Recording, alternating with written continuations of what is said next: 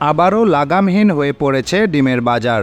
প্রতি ডজন ফার্মের মুরগির বাদামি রঙের ডিম বিক্রি হচ্ছে ১৭০ টাকায়, যা খুচরা দোকানগুলোতে রেকর্ড ১৭৫ টাকায় বিক্রি হতেই দেখা গেছে। অথচ এক সপ্তাহ আগেও ১৫০ থেকে ১৫৫ টাকা ডজন ডিম বিক্রি হয়েছে। বিক্রেতারা জানান ২ দিনের ব্যবধানে প্রতি শ ডিমের দাম পাইকারিতে প্রায় ৩৫ থেকে ৪০ টাকা বেড়েছে। খুচরা পর্যায়েও ডজন প্রতি দাম বেড়েছে ৪-৫ টাকা করে।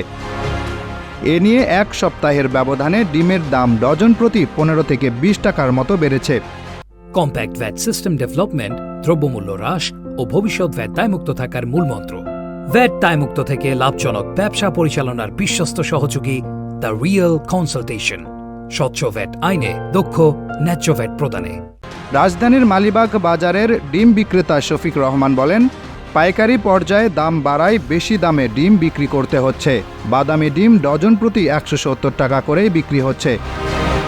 কারওয়ান বাজারের ডিম বিক্রেতা আবু হানিফ বলেন, ডিমের সরবরাহ কম থাকায় দাম বেড়েছে।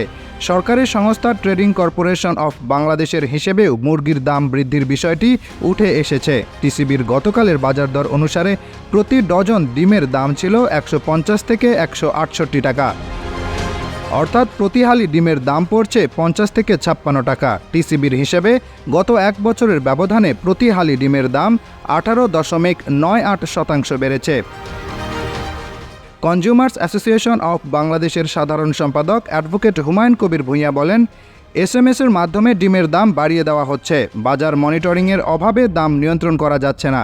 সরকারের এতগুলো সংস্থা থাকার পরও ভোক্তা অধিকার ছাড়া আর কাউকে বাজার মনিটরিংয়ে দেখা যায় না। বাজার মনিটরিং করলে ডিমের দাম কমতে পারে।